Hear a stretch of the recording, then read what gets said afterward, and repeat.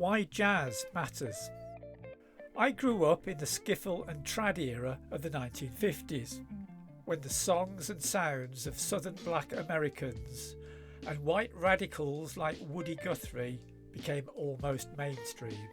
One of my favourites was the Ken Collier Band. Collier was a merchant seaman who had jumped ship in New Orleans and played his trumpet there.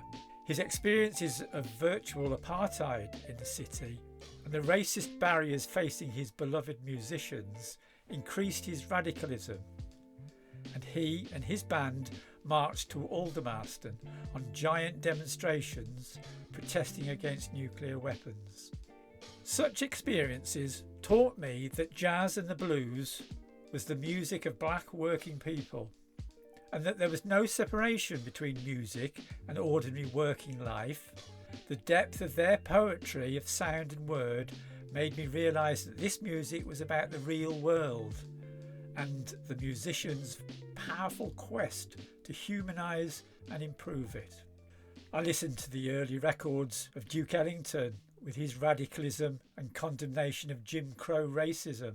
I also followed the big band genius Count Basie and heard his exposés of southern racism. A parallel consciousness was revealed in the performance of Billie Holiday, who'd sung with the Basie Orchestra. When I heard her singing the seethingly angry anti-lynching protest song Strange Fruit, it became even clearer that jazz was at the very centre of black people's political protests.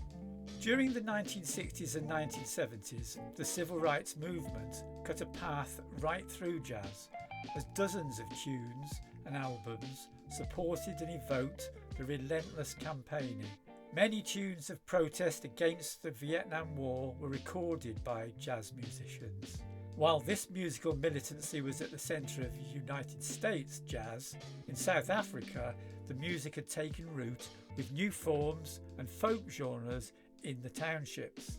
Outstanding musicians like trumpeter Hugh Masekela and pianist Abdullah Ibrahim developed a powerfully African version of the music, while apartheid forced many conscious and brilliant artists to become musical refugees.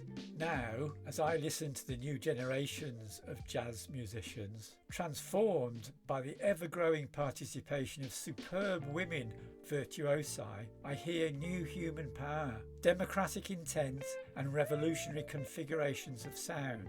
In their performances, they embrace the issues and struggles of all of us living in the real world, and their music seeks to find creative, radical and humane answers. In the words of great music maker Charlie Haydon, jazz music is dedicated to creating a better world, a world without war and killing, without poverty and exploitation.